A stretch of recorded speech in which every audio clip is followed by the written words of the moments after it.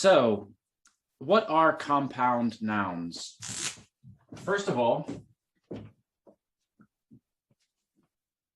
compound nouns. What's a noun? A noun is usually a person, a place, a thing, or an idea. And hi, Aida. And so we have compound nouns. These are things that have two words. Things with two words. We put these two words together, and this is a compound noun. So sometimes we have a noun and a noun. Sometimes we have a noun and a hyphen, and then a noun. And sometimes we have just a noun, and they are two different words, right? All three of these things are compound nouns. Anytime that we put two nouns together. I see an example here, underground, but under is an adjective, right? And underground is an adjective. Usually, we could say the underground, like the metro, the subway in London, right? That's the tube, but the underground is like the subway in British English, right? So that could be a noun. So, okay, some examples of a compound noun. English teacher. This is a compound noun, English teacher. Usually in a compound noun, the second noun is the real noun. And the first noun is like an adjective. It gives us some more information about the second noun. The first noun gives more information about the second noun. So if I say English teacher, then this tells you that I'm a teacher. It doesn't tell you that I'm English, right? Or that it doesn't tell you anything about English. It tells you something about teacher. It tells you what type of teacher it is. Another example is school bus. School bus. So what kind of bus? It's a bus for school, right? So this noun is not about school, it's about bus. And school tells us what type of bus. So with compound nouns, we have a pronunciation rule. This rule is correct about 90% of the time. So 9 out of 10 situations, this rule works. Sometimes it doesn't work though, but usually it does. The rule is that we stress the first noun. We stress the first noun. So we say English teacher, school bus,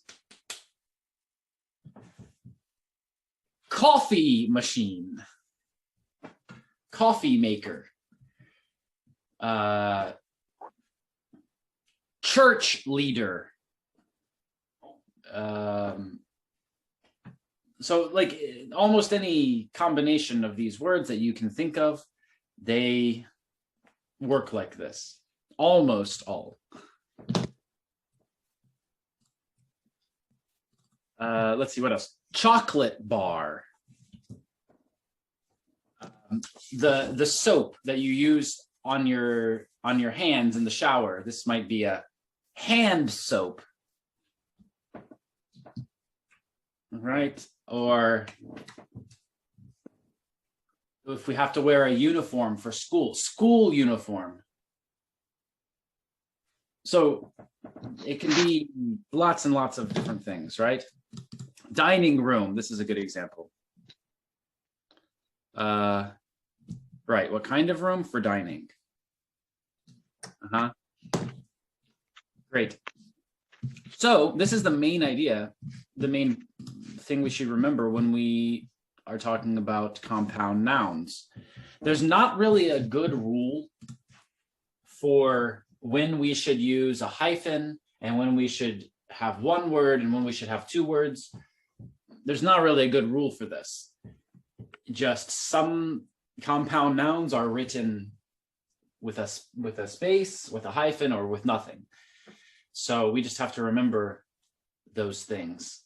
Like, for example, school bus, this is usually two words, but school boy or school children, this is usually one word. Why? I don't know. We just have to remember some of these things. Another thing that can be kind of confusing, Aida says eggplant. I'm not sure if this is, it looks like a compound noun, right? But I'm not sure because this is just one thing. So it's not like it's a plant made of eggs, right? Maybe it was a compound noun originally. Yeah, maybe. I'm not sure, but it looks like it too. And we pronounce it the same way, eggplant. Yeah.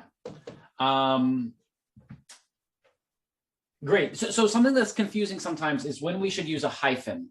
Usually we use a hyphen to connect words that don't usually go together, especially if we have a long phrase of many nouns. Like, I can say, like, today's a great day. Today's a wonderful day. Today is a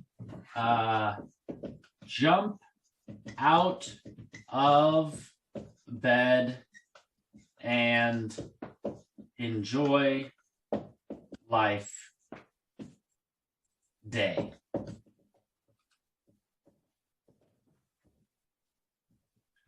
It's a jump out of bed and enjoy life day.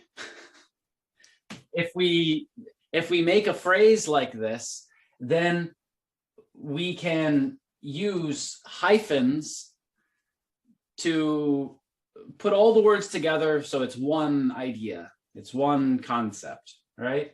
And so now jump out of bed and enjoy life, this is like an adjective. What kind of day? A jump out of bed and enjoy life day. So typically we use hyphens for things like this, where we're putting these ideas together so that it's one concept, right? You probably remember talking about like a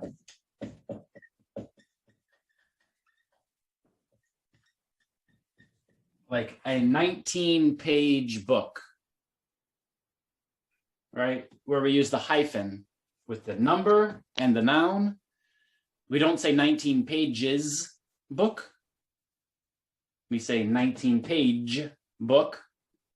Here, 19-page, this is one idea. And it's an adjective that talks about the next noun, right? Which is interesting because it's the same rule when we have regular compound nouns. Like when we say school bus, we don't say school's bus. We don't say that.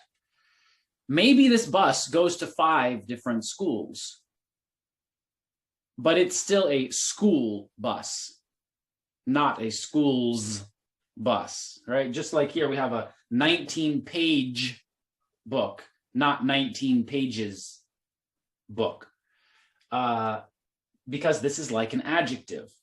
It's giving us more information about the next noun. It's not the main noun. And so we always use it as singular, as one. If we speak, using a different kind of sentence, then we might say that how many pages are in the book? 19 pages. How many schools does the bus go to? 5 schools. Right? But when we change these words to use them as an adjective to describe and say more information about the noun, then we don't have S. It's just one. Here's some good examples. Hometown. This is a good example of a compound noun. My hometown. Mother language. This is another one. Mother language or native language or first language. We could also say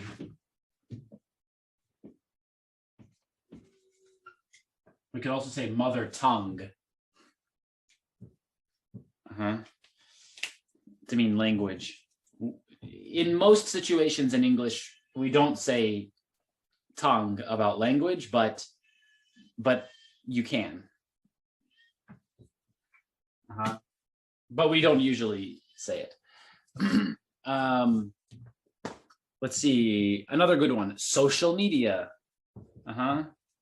Social media. Is it the same thing? A 25-year-old woman? Yes. Like 19-page book, 25-year-old woman, right? Not years. But how many years has she been alive? 25 years.